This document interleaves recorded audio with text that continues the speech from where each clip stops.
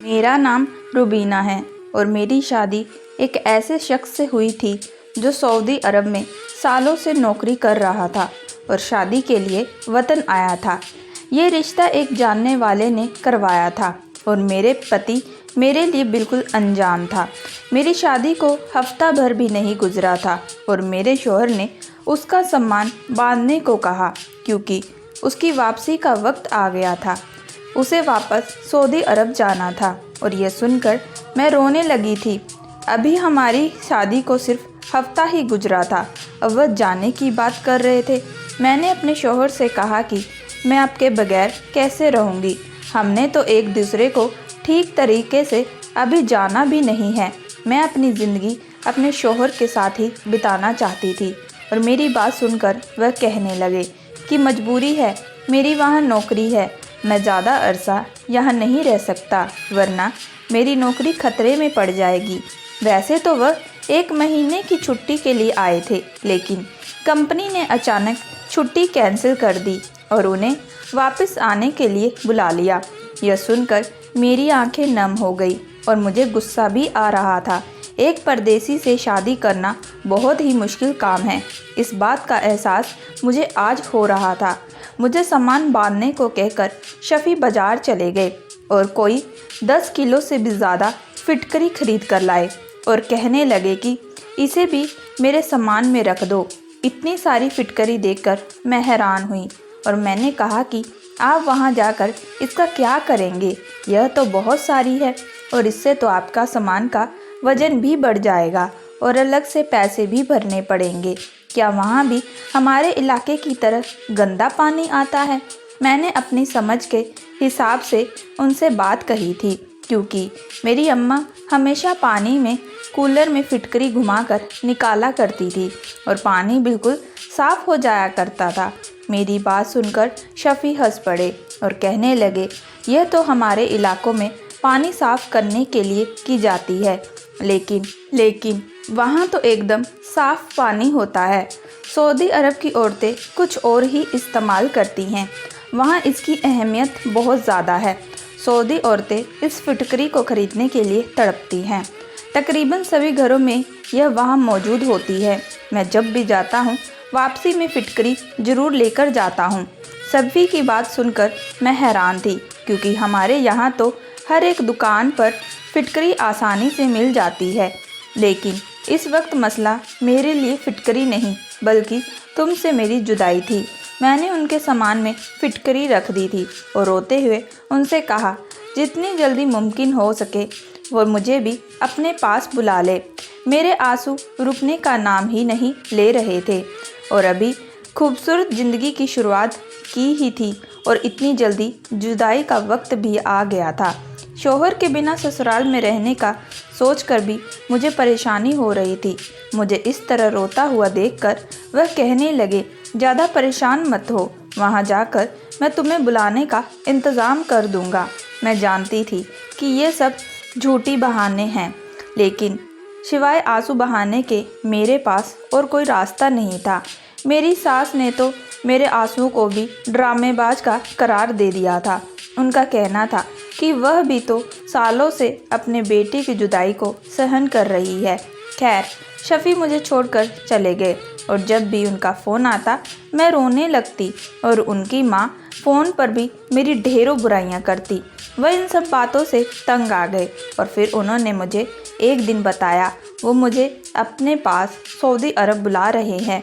वह सारी कार्रवाई कर चुके हैं और उन्होंने मुझे कागजात भी भेज दिए थे। यह सुनकर जहां मैं खुश हुई वहीं मेरी सास का रंग बदल गया, लेकिन मैंने उन्हें नज़रअंदाज करके जल्दी जल्दी जाने की तैयारी कर ली। मैंने उनसे पूछा कि क्या आपके लिए भी कुछ सामान लेकर आऊं? शफ़ी ने मुझे अपने साथ फिर से 15 किलो फिटकरी लाने को कहा। यह सुनकर मैं हैरान हुई कि अभी कुछ वक्त पहले ही तो वह 10 किलो फिटकरी लेकर गए थे। 15 किलो फिटकरी तो बहुत ज़्यादा होती है और ऊपर से मेरा सामान भी अच्छा खासा था। ऊपर से 15 किलो फिटकरी और रखने की वजह से मुझे ज़्यादा वज़न ले जाने से और ज़्यादा पैसे चुकाने पड़े और मैं सोचने लगी पता नहीं इतनी सारी फिटकरी का सऊदी औरतें करती क्या हैं। मेरे लिए इतना भारी सामान संभालना मुश्किल हो रहा था। मैं कुछ ही घंटों के सफ़र के बाद अपने शौहर के पास सऊदी अरब पहुंच गई। एयरपोर्ट पर शफ़ी को देखकर मेरी खुशी का कोई ठिकाना नहीं रहा। लेकिन मेरे शौहर ने मुझसे पहला सवाल यही पूछा कि फिटकरी लेकर आई हो ना। उनकी यह बात सुनकर मेरा दिल टूट गया कि उनको मेरे से ज़्यादा फिटकरी की पड़ी है, जबकि मैं उनसे मिलने के लिए बड़ी बेताब थी। मैंने खामोशी से फिटकरी निकालकर उन्हें दे दी। मुझसे फिटकरी लेकर वे ना जाने किसको दे आए थे। वापसी पर उनके पास काफ़ी ज़्यादा पैसे थे। वापस आकर वे मुझसे बहुत ज़्यादा मोहब्बत से पेश आए। मुझे उस बारे में सवाल पूछने का मौका ही नहीं मिला और ना ही याद रहा कि वह फिटकरी किसे और क्यों देकर आए हैं। सफ़ी की गुर्बत में मैं सब कुछ भूल गई थी। सच कहूँ तो मुझे यकीन नहीं आ रहा था कि सफ़ी ने मुझे अपने पास बुला लिया है। आने वाला 1 महीना मैंने अपने शौहर के साथ बहुत अच्छे से गुजारा, लेकिन इसके बाद वह बोले कि अब मुझे वापस जाना होगा। बेहतर यही होगा कि तुम वापस लौट जाओ।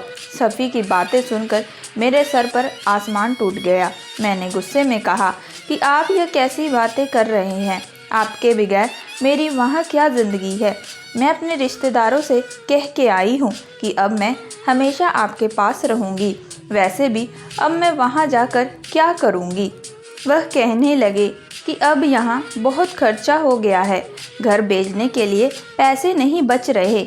उन्हें अपनी माँ बहनों का खर्चा भी उठाना है। अम्मा पैसे भेजने के लिए प्रेशर बना रही है। तुम्हारे यहाँ होने से मेरे सारे पैसे तुम पर ही खर्च हो रहे हैं। मैंने नाराज़गी से कहा, यदि यही बात है तो मैं यहीं पर नौकरी कर लूँगी। मैं अपना खर्चा खुद से उठा लूँगी, लेकिन मैं अब वापस नहीं जाऊँगी। मैं अकेले वहाँ ज़िंदगी नहीं गुजार सकती। मेरी बात सुनकर सफ़ी हंस पड़े और बोले कि तुम्हें भला क्या काम आता है, तुम क्या नौकरी करोगी। बहुत सोचने के बाद मैंने सफ़ी से कह दिया कि मुझे लोगों के घरों का काम ही क्यों ना करना पड़े, लेकिन मैं करूँगी, पर मैं वापस नहीं जाऊँगी। शफ़ी को मेरी बात मजाक लगी थी, लेकिन मैंने इर्द गिर्द के फ्लैट वालों को कहा कि कुछ अरबी औरतों के घरों में काम तलाश कर दे। उस 1 महीने में मेरी काफ़ी लोगों से जान पहचान हो गई थी, क्योंकि हम जिस जगह पर रहते थे वहाँ हमारे एरिया की औरतें रहती थी और उस वक्त मेरी जान पहचान मेरे काम आई थी। 2 अरबी औरतों ने मुझे अपने घर में खाना पकाने के लिए रख लिया। मेरी जान पहचान वाली फैमिली ने मुझे बताया कि अरबी लोग हमारे हाथों का खाना काफ़ी पसंद करते हैं। 2 घरों में एक साथ काम मिलने पर मेरी खुशी का ठिकाना ना रहा। मुझे सिर्फ खाने पकाने के ही काफ़ी अच्छे खासे पैसे मिल रहे थे। रात को जब मेरे शौहर सफ़ी घर लौटे तो मैंने उन्हें बताया कि मुझे 2 अरबी औरतों ने मुझे खाना पकाने के लिए रख लिया है। तो मेरी बात सुनकर वह भी हैरान हो गए और कहने लगे, तुमने तो सच में ही काम ढूंढ लिया है, लेकिन मैं तुम्हें दूसरों के घर जाकर काम करने की इजाज़त नहीं दे सकता। सफ़ी ने मेरी सारी खुशी खाक में मिला दी, लेकिन मैं इतनी आसानी से हार मानने वाली नहीं थी। मेरी आंखें नम हो गई और मुझे देखकर शफ़ी का दिल पिघल गया और वह भी मेरे बगैर नहीं रहना चाहता था। मैं अच्छी तरह जानती थी कि मेरी सास मुझे वापस बुलाने के लिए मेरे शौहर पर दबाव डाल रही थी, इसलिए वह मजबूरन मुझे वापस भेज रहे हैं। मैंने जानबूझकर इतना रोना धोना शुरू कर दिया कि सफ़ी ने मुझे काम करने की इजाज़त दे दी। मेरी खुशी का कोई ठिकाना ना रहा। अगले दिन शफ़ी दफ्तर जाते समय कह गए, अगर तुम्हें कुछ काम समझ में आए तो ही करना, पहले ही दिन वापस आ जाना।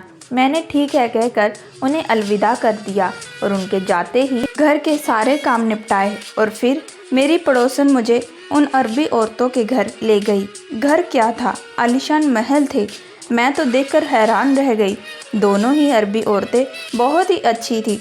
उन्हें हिंदी समझ आती थी, लेकिन बोलनी नहीं आती थी। उन्होंने मुझे इशारे से समझा दिया कि मैं उन्हें किस तरह का खाना पका कर दूं। पहले ही दिन मैंने बावर्ची खाने में एक अजीब बात देखी कि एक बहुत बड़े डब्बे में ढेर सारी फिटकरी के टुकड़े रखे हुए थे। उसे देखते ही मुझे याद आ गया कि मैं और मेरे शौहर अपने देश से इतनी सारी फिटकरी लेकर आए थे। पता नहीं मेरे शौहर ने उसके साथ क्या किया था। मुझे समझ नहीं आ रही थी यह अरबी औरतें आखिर इस फिटकरी का करती क्या है। लेकिन ये सवाल मैं किससे पूछती, क्योंकि इस घर में जितने भी लोग थे वह सभी अरबी लोग थे। मैंने यहाँ 2 घंटे में खाना तैयार कर दिया और मैं अब दूसरी अरबी औरत के घर चली गई। यहाँ भी मैंने बिल्कुल वही चीज़ देखी। इसके भी बावर्ची खाने में तो पहले वाली से भी ज़्यादा फिटकरी थी।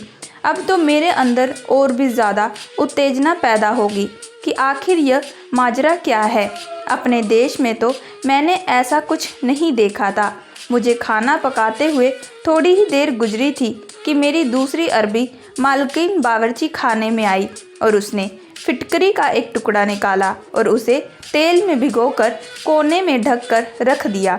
पता नहीं उसने कौन सा तेल मिलाया, मुझे नहीं पता, क्योंकि उसका अंदाज तो मुझसे छिपाने वाला था, जैसे वह नहीं चाहती कि मैं उसकी तरफ देखूं। इस बात पर तो मैं भी हैरान हुई। खैर, मेरा पहला दिन था और बहुत ही अच्छे से गुजरा था। दोनों घरों का खाना पकाकर मैं फारिग हो गई थी और शफ़ी के घर लौटने से पहले ही घर लौट आई थी। खाना पकाने का शौक़ मुझे पहले से ही बहुत था, इसलिए मुझे यह काम बिल्कुल भी भारी महसूस नहीं हुआ था।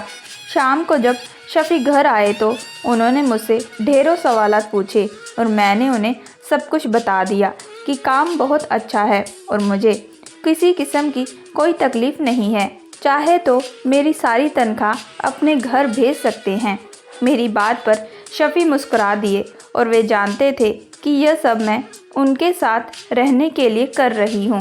फिर शफ़ी ने बताया कि कल उसके दोस्त ने हम दोनों को दावत पर बुलाया है। अगले दिन मैं दोनों अरबी औरतों के घर पर खाना पकाया और वापस आकर जल्दी जल्दी तैयार होने लगी, क्योंकि शफ़ी कहकर गए थे कि वह जल्दी काम से लौट आएंगे और फिर हम लोग दावत पर एक साथ चलेंगे। शफ़ी के आते ही हम दोनों एक साथ दावत पर उसके दोस्त के यहाँ गए। उनके दोस्त और उनकी बीवी ने हमारा बड़े ही ज़ोरदार से स्वागत किया। उनका एक छोटा सा प्यारा सा बेटा था, जिसको देखकर ही मुझे उस पर प्यार आ गया था। शफ़ी के दोस्त की बीवी बावर्ची खाने में काम कर रही थी। मैं भी उसी के पास जाकर खड़ी हो गई। मुझे देखकर वह मुस्कुरा कर बोली कि भाभी आप बैठ जाएं, मैं बस खाना तैयार करके ही आती हूँ। मैंने उसकी बात को नज़रअंदाज करते हुए उसकी मदद करने लगी, लेकिन उसी वक्त मेरी नज़र एक कोने में रखी कोई फिटकरी की थैली पर पड़ गई। एक दफ़ा फिर से मेरे दिल में यह सवाल उठ गया कि आखिर ये अरबी औरतें इस फिटकरी का करती क्या हैं। आइला ने बहुत ही मज़ेदार का खाना बनाया था और दावत भी अच्छी रखी थी। हम लोग इजाज़त लेकर वापस घर लौट आए थे। सारा रास्ता मेरे जहन में फिटकरी ही चलती रही थी। शफ़ी ने मेरा गुमसुम सा अंदाज़ देखा तो पूछने लगे कि तुम्हें क्या हुआ है। मैंने शफ़ी को सारी बात बता दी कि किस तरह मैंने दोनों अरबियों मालिकनों के घर में फिटकरी के बड़े डिब्बे देखे थे। आखिर ये अरबी औरतें करती क्या है। मेरी बात सुनकर शफ़ी हंस पड़े और कहने लगे, तुम औरतें बिना छोटी छोटी बातों पर उलझ जाती हो। चलो मैं पता करके बताऊंगा कि आखिर ये करती क्या है। दिन गुजरते गए और मेरा काम अच्छी तरह जम गया था। मैं अरबी औरतों के घर में खाना बनाने की आदत सी हो गई थी। मेरे माँ बाप अक्सर मुझे फ़ोन करते थे। जब से मैं शफ़ी के पास आई थी, मेरी अम्मा को सुकून आ गया था। मैंने अपनी अम्मा से कई दफ़ा फिटकरी के बारे में पूछा, लेकिन अम्मा को भी ज़्यादा कुछ मालूम नहीं था कि फिटकरी में तेल मिलाकर करते क्या है। कुछ दिन गुजरे तो एक दिन शफ़ी दफ्तर से लौटे तो मेरा हाथ पकड़कर बैठ गए और कहने लगे, आज तुम्हारी परेशानी ख़त्म कर ही देता हूँ, फिटकरी का राज बताता हूँ। लेकिन अरबी औरतें यह नहीं चाहती है कि यह राज किसी को पता चले, क्योंकि फिटकरी का यह इस्तेमाल उनके बुजुर्गों से चलता आ रहा है और वह उसे अपने तक ही सीमित रखना चाहती हैं, इसलिए आइला भाभी ने भी तुम्हें इसके बारे में कुछ नहीं बताया। सफ़ी की बात सुनकर मुझे एहसास हुआ कि आखिर इस फिटकरी में ऐसा भी क्या है जो इस कदर छुपाने लायक है। शफ़ी कहने लगे, हर इलाके के अपने रस्म रीति रिवाज होते हैं। तुम भी जब से यहाँ आई हो तुमने भी देखा होगा कि यहाँ ऐसी बहुत सी चीज़ें होती हैं जो हमारे देश में नहीं होती, और यहाँ बहुत सी ऐसी चीज़ें होती हैं जो हमारे देश में नहीं होती। और इसी तरह जो इस्तेमाल फिटकरी का हमारे देश में किया जाता है वह बिल्कुल ही अलग है, जबकि अरबी औरतें इससे बिल्कुल अलग तरह का फ़ायदा हासिल करते हैं जो हैरान कर देने वाला है। अगर हमारे देश में भी इस तरीके के फ़ायदे का पता लग जाए तो वहाँ भी फिटकरी के ढेर लग जाएंगे। मैंने सफ़ी की तरह घूम कर देखा कि अब बता भी दे और कितनी पहेलियाँ बुझाएंगे। मेरी बात सुनकर सफ़ी ने मुझे एक ऐसा राज बताया जिसे सुनकर मैं दंग रह गई। वह कहने लगे कि अरबी औरतें किसी खास किस्म का तेल तैयार करती हैं जो उन्होंने अपने बूढ़े बूढ़ों से तैयार करने का सीखा है। नारियल के तेल में मिलाकर यह तेल तैयार किया जाता है। इसे कुछ और तेल को तकरीबन 2 महीने रखकर तैयार किया जाता है, तो फिर इसमें फिटकरी मिलाकर उसे 2-3 दिन तक रख दिया जाता है और उसके बाद रोज़ रात को इस तेल वाली फिटकरी को पीस कर इस्तेमाल किया जाता है। अरबी औरतें रोज़ रात को अपने पेट और नाक पर लगाती हैं और उनका मानना है कि ऐसा करने से उनके यहाँ औलाद बेटा ही पैदा होगा। और सुना है कि वाकई जो औरतें फिटकरी का इस्तेमाल करती हैं उनके यहाँ लड़के ही पैदा होते हैं। यह बात मेरे लिए बहुत ही अनोखी थी और वाकई शफ़ी ने ठीक कहा था। अगर यह बात हमारे देश में पता लग जाए तो फिटकरी के घरों में ढेर लग जाएंगे। मगर मुझे समझ में नहीं आ रहा था कि अरबी औरतें इस बात को इतना छुपा क्यों रही थी। मेरी बात सुनकर शफ़ी भी कहने लगे कि औरतों के अपने अलग अलग टोटके होते हैं और ज़्यादातर औरतें बताना भी नहीं चाहती हैं कि वह औलाद लड़का पैदा करने के लिए टोटके रख रही हैं, खासकर अरबी औरतें। शफ़ी की बात सुनकर मैंने अफसोस भरे लफ्ज़े में कहा कि मेरे पास तो फिटकरी नहीं है और ना ही मेरे पास तेल बनाने का कोई नुस्खा है। मेरी बात सुनकर सफ़ी हंस पड़े और कहने लगे, मुझे सिर्फ औलाद की ख्वाहिश है, चाहे वह बेटा हो या बेटी। शफ़ी की सोच जानकर मुझे बहुत खुशी हुई कि उसे दूसरे मर्दों की तरह सिर्फ लड़का नहीं चाहिए। मैं जिन 2 घरों में काम कर रही थी मेरी दोनों मालकिन ही प्रेग्नेंट हो गई थी। मैं दोनों का अच्छे से ख्याल रखने लगी थी। हैरत की बात तो यह थी कि उन दोनों के यहाँ ही लड़कों की पैदाइश हुई। शायद उनका मानना हुआ तेल वाकई में काम आया। कुछ ही दिनों में खुदा ने मुझे भी खुशियाँ दे दी थी। मैं भी प्रेग्नेंट हो गई। मैंने ऐसा कोई तेल इस्तेमाल नहीं किया था, लेकिन फिर भी खुदा ने मेरी झोली में लड़का डाल दिया। बेटे या बेटी ये सब खुदा के हाथ में है, लेकिन हम इंसान हमेशा अपने टोटके का प्रयोग करते हैं। अरबी औरतें भी ऐसा ही कर रही थी। दोस्तों, मैं आशा करती हूँ कि आप लोगों को ये कहानी पसंद आई होगी। अगर आप लोगों को ये कहानी पसंद आई है तो प्लीज़ हमारे चैनल को लाइक एंड सब्सक्राइब ज़रूर करिएगा एंड बेल आइकन का बटन ज़रूर दबाइएगा।